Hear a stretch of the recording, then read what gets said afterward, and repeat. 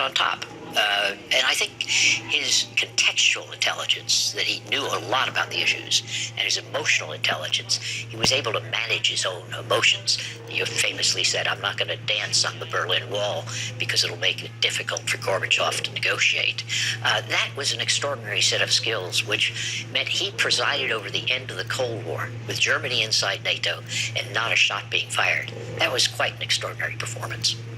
Do you worry that we have lost that kind of balance? I mean, the politics is so polarized, and the president's now come in saying they have to undo everything that the previous president did.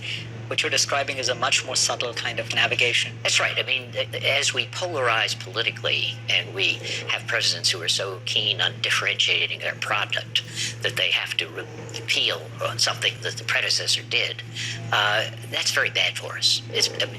Take climate change. The President Trump's withdrawal from the Paris Accords, which Obama had negotiated, is going to hurt us in the long run. But when his staff came to him and said, we can do this in an easier way, he said, no, I made a campaign promise. That's poisonous. We'll leave it at that. Joe Nye, pleasure to have you on. It's a pleasure. Of innovation and growth and optimism, but in the weary age of consolidation, monopoly, and stagnation. I'm not sure I agree with Douthat, but I am sure that I benefited from reading this strikingly well-written book that ranges widely and intelligently over politics and economics and culture and captures something very essential about America today. My answer to the GPS challenge this week is A. From the shores of the Red Sea to the Kenyan savannah, vast clouds of insects have devastated crops and pastures in the worst invasion of desert locusts East Africa has seen in decades. The UN's Food and Agricultural Organization reports a swarm covering just 1 square kilometer can eat the same amount of food as 35,000 humans in 24 hours. And the pest can fly upwards of 90 miles every day. One swarm in Kenya was over 37 miles wide and 25 miles long, according to the FAO. The United Nations estimates some 19 million people in the region were already at risk of food insecurity, which will only be exacerbated as harvests fail and herds starve due to the locusts. Kenya and Ethiopia have just a handful of planes each to spray pesticides, and regardless of how many insects Nairobi and Addis Ababa exterminate, the war-torn regions of Somalia, where containment teams cannot safely venture, are perfect breeding grounds for new swarms. The UN is currently testing drones to respond more nimbly to the fast-moving locusts, but the drone's small size and short battery life are serious limitations, according to Reuters. So why is this happening? Well, climate change is warming the Indian Ocean and fueling more frequent cyclones that build up moisture in the region, like the one off the coast of Somalia this December. When rain falls, desert locusts congregate to breed and bury their eggs in the moist soil. The eggs can hatch in numbers up to 20 times larger than the previous generation, only to find unusually plentiful vegetation to snack on thanks to the increased rainfall. Once the baby locusts mature and grow wings, they begin swarming and scouring the surrounding areas for more food. Experts fear the number of locusts could grow 400 times by this June if left untreated. During the last major locust crisis from 03 to 05, the insects caused some $2.5 billion in lost harvests and took nearly $600 million to bring under control. The FAO says that amount of money could fund preventive efforts for 170 years, but for some reason, locusts failed to capture the imagination and wallet of philanthropists. The FAO has received less than half of the $76 million it requested to fight today's swarms. Thank you for being part of the program this week. I will see you next week.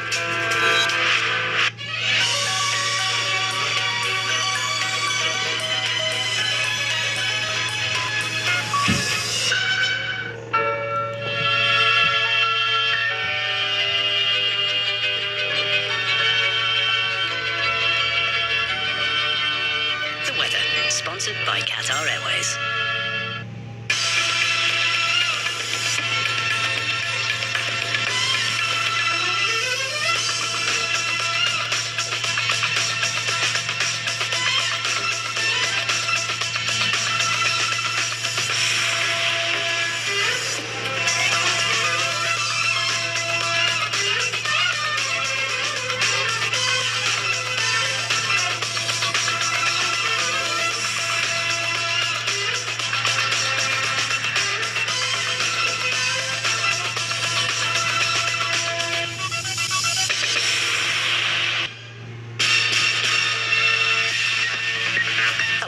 Michael Holmes. This is your CNN News Now. Ukraine's President Volodymyr Zelensky telling CNN he is ready for another call with the US President. Their call, of course, back in July at the heart of President Trump's impeachment trial. Mr. Zelensky says he is also ready to invite Mr. Trump to Ukraine.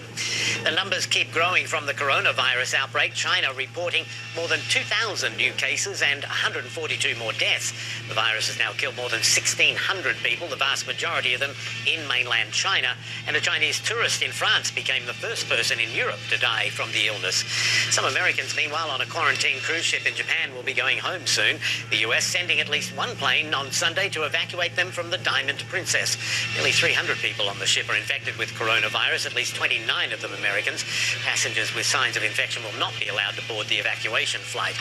For the second weekend in a row, a storm has hit the UK with ferocious winds and heavy rain. Ferry services and football games were cancelled in Scotland, and people there were told to avoid travelling by train because of disruptions. That is your CNN News Now. I'm Michael Holmes. Marketplace Africa up next.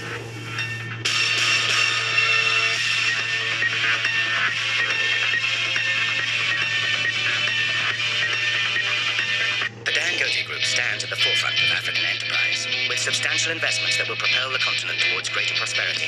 Dangote, for an empowered Africa.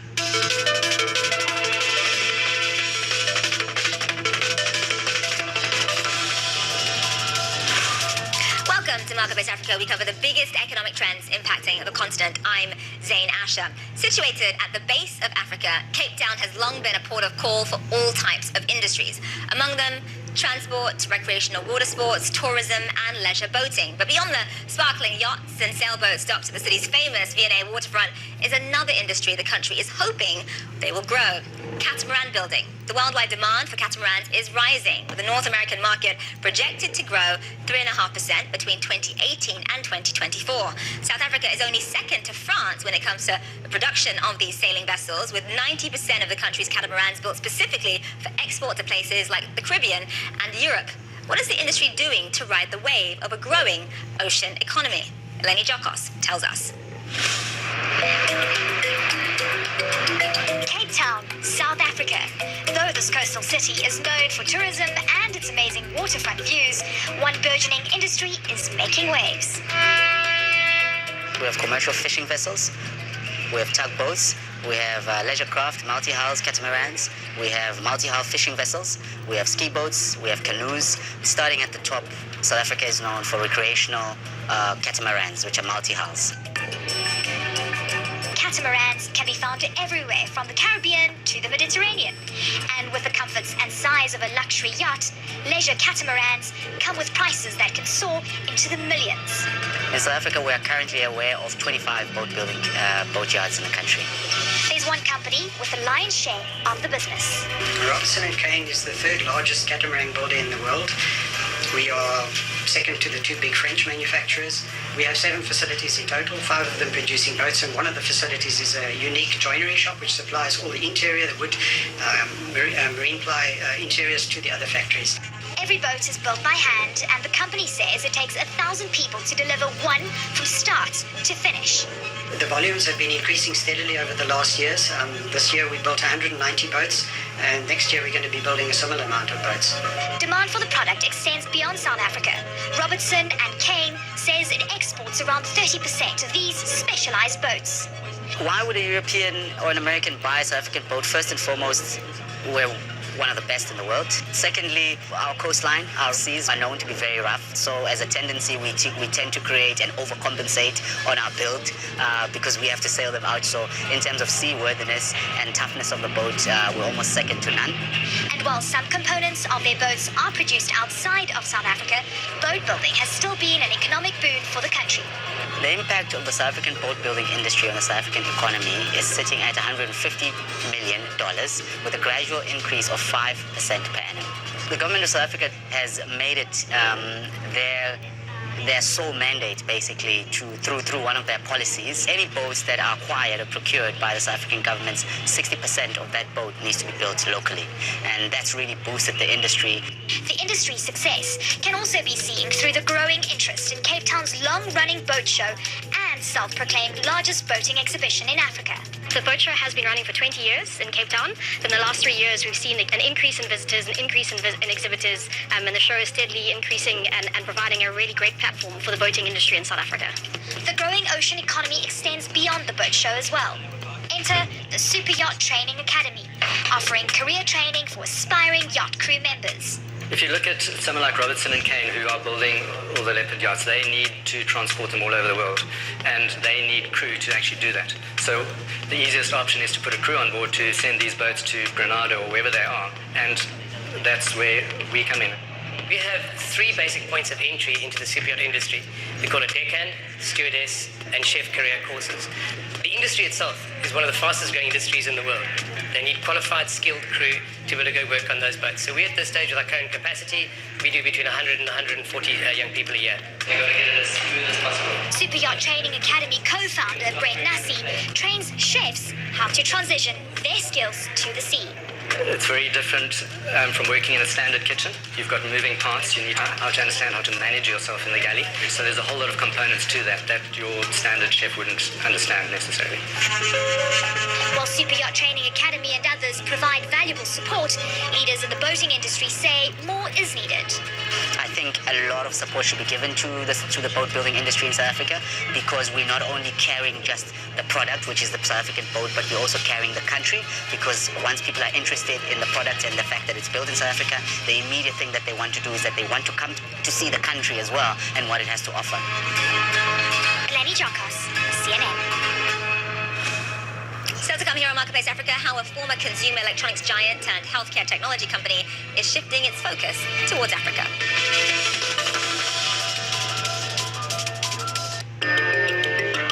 Dangote for an empowered Africa. He's one of Bollywood's biggest stars, and this month on Talk Asia, we speak to Saif Ali Khan about his wildly popular drama. What's all the drama about? India's very political. The smallest thing gets amped up. Filming in Mumbai, his hometown, It's the holy grail. Kind of making something local and then selling it internationally. and what it's like growing up on screen. It's a little exposed. Hi, I'm Saif Ali Khan. Join me this month on Talk Asia on CNN. Wednesday on CNN. The Dangote Group stands at the forefront of African enterprise. Since 1978, we've touched the lives of millions of people by meeting their basic needs. Our belief in the promise of Africa has taken us into 14 African countries, with substantial investments that will propel the continent towards greater prosperity, promising jobs, improved standards of living, and economic growth. Dangote, for an empowered Africa.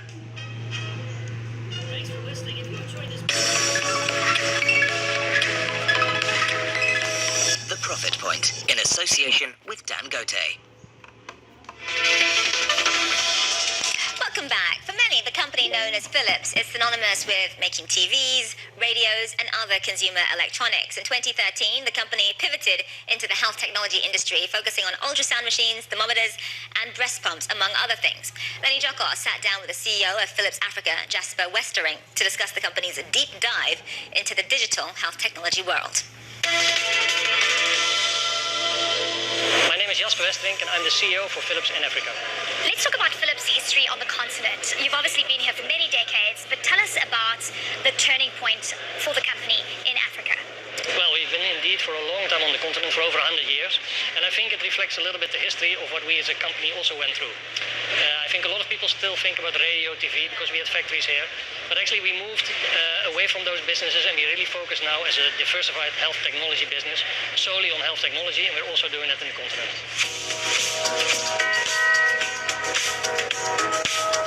When I first saw the word Philips, I literally thought of a radio. And it's such an interesting pivot, really, because the health side of things, you guys are bringing in new tech and changing people's lives, and it's already starting to gain traction. Tell me about some of the products and solutions you've actually brought to the table that are being implemented right now within the healthcare industry. Well, maybe first to explain a little bit why the move to health technology was actually a logical move for us, because actually our company has always been founded on innovation and making an impact, a positive impact into people's lives. So when you bring it together, and the challenge we see in the world, health technology was a good way to go. If I just take one example that might be relevant, for instance, the Lumify, which is an ultra-portable ultrasound. What we have designed is a ultrasound which is completely portable. It's just this head, and you can plug it into any smartphone or a tablet. And the idea is that you actually offer care at the point of care, because Africa is huge, rural areas, and you can go there. The best thing about this product is that if you're a healthcare worker and you're scanning a person, you have a feature where you can do a live video call with maybe a professional sitting in Cape Town, who has maybe a little bit more experience or expertise, so you can actually live ask feedback and support from a person sitting here while you are out in the field. And if you really think about building capabilities and capacity, this is a great tool. That's absolutely brilliant, and especially for pregnant mothers, that would be a total game changer, and that would even change the mortality rates as well. How's that product doing right now on the continent? Have you been able to embark on commercializing it? Well, it is available commercially. It is available. We're doing quite some pilots now to actually prove that it has a direct and very positive impact. And I think one thing we've learned is that over the years we've moved, and I think the whole health industry has moved from selling a product to really selling a solution. You also want to make money, right? And that's the point, because then you can invest in newer technologies. Where do you see that coming through from? Is it going to be demand from governments? Is it going to be from the private sector? Is it going to be a combination of both? Well, if you think about discussions like national health insurance, you want to open up healthcare to basically all people, which I think as a concept is fantastic, because everybody has the right to good healthcare. But you cannot do that in the way we are doing it now. You cannot just keep building hospitals, so you need to look at what we call value-based care. It really focuses on getting better outcomes at lower cost with more satisfied patients and doctors. So I think in the triangle between the patient, the government and private sectors, you have to find new models on how you look at healthcare. You've lived in a lot of different countries around the world. Is living on the continent, living in a country like South Africa, do you find it a lot more challenging in dealing with the healthcare issues here? Because we know that the continent has so many diseases, but a very small percentage of the world's healthcare force is actually on the continent. So yes, that is difficult, because wherever you go, you basically see that if there's no provisioning, people suffer, and suffer from just being sick to actually dying. So we see daily that the impact is there.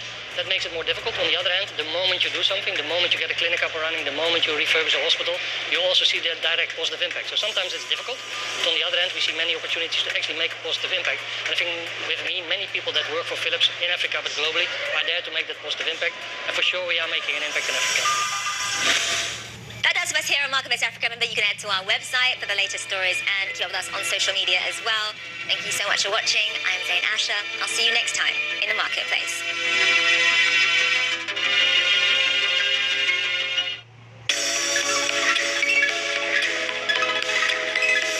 The Profit Point, in association with Dangote. Traveling is not just about seeing places with the most likes or getting iconic photos. Amazing. It's about finding the city's DNA, meeting people who share its secrets. Rather fetching. It's about making discoveries that wow you and make you feel like a child again. It's a world of wonder. Now go and see it Saturday on CNN in association with Turkish Airlines. Some of the children you see are the victims of the traffic. Give me freedom.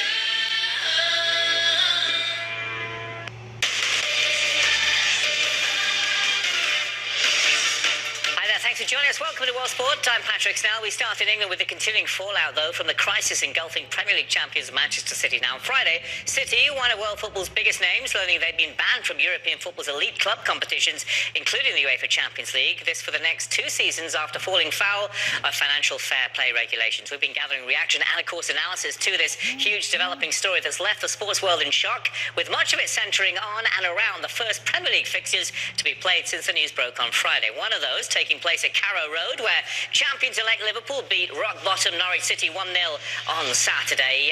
It would be Senegalese star Sadio Mane turning the game after coming on off the bench, and what an impact he makes, grabbing the only goal of the match just 12 minutes from time. It's Mane's 100th goal in English football. The Reds now just needing 5 more wins from their last 12 fixtures to guarantee their first Premier League crown in 3 decades. Their lead is a staggering one, 25 points. Look at that over City. Amazingly, their tally of 76 points from 26 games is the best record at this point in the season across Europe's top 5 leagues ever. What a stat that is. Jurgen Klopp's team have also won their last 17. There is simply no stopping them. Now, after the game, the German head coach was asked for his reaction to what has fast become the biggest story in football this season. What is next for Man City?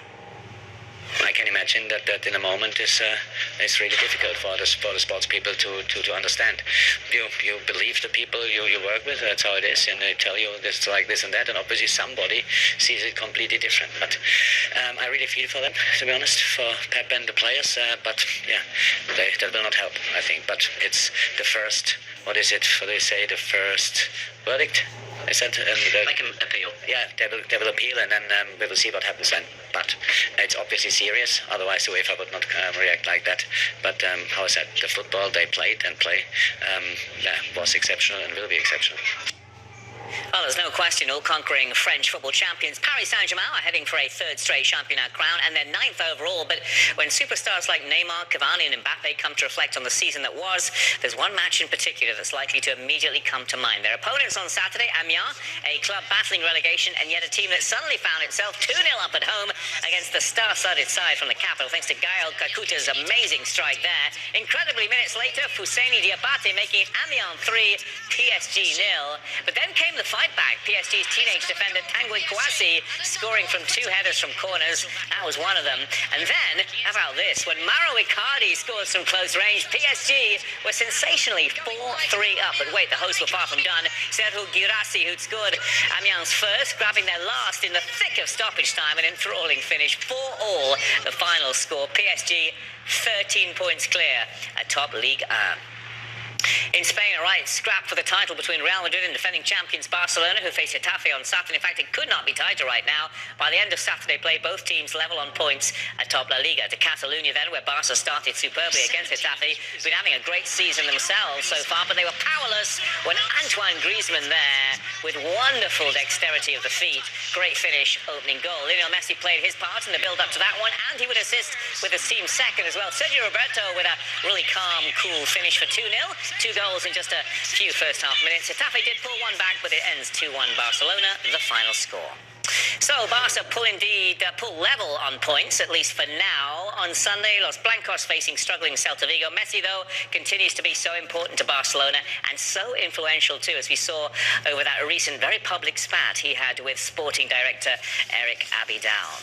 I want to get to a great story that we're following this weekend. Much more to come here on CNN World Sport. I want to tell you all about the incredible exploits of this incredible record-breaking pole vaulter in just his first year as a professional. You have to come back to hear how it all played out.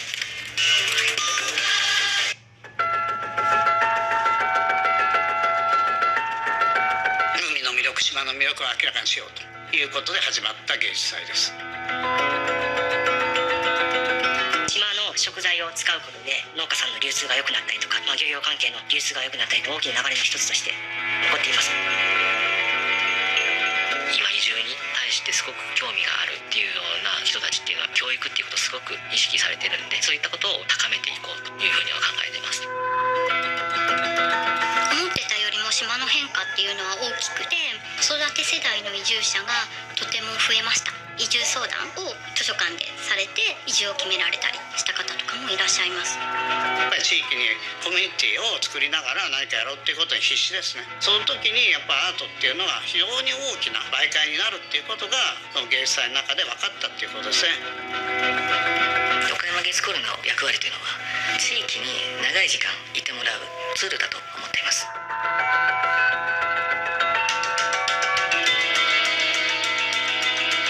1日で帰ってもらうよりも瀬戸芸に向けて船を出せば1日は岡山で過ごす、次の日は瀬戸芸に何か一つ目玉があれば泊まっていただける。新見市でワインを起こすっていうことが広がれば、この地もワインの産地として形成されますし、農業も含めもっと活性するんじゃないかなっていうのは考えます。この地に新たな文化だったりとか交流は増やしていきたいなっていうモチベーションはあります。交流人口を高めていって経済効果をもたらしていきたいし、定住移住の促進にもなると思っています。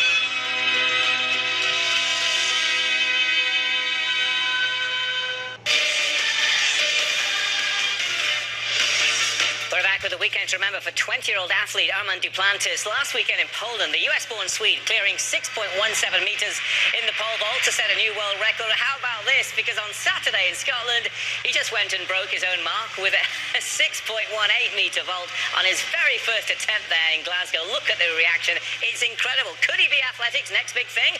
It clearly runs in the family, though. He's the son of former elite American pole vaulter Greg. You can just see the excitement there. He can't contain himself, and why not? This is incredible. This is a kid who started pole vaulting at just 3 years of age. Let's hear from him.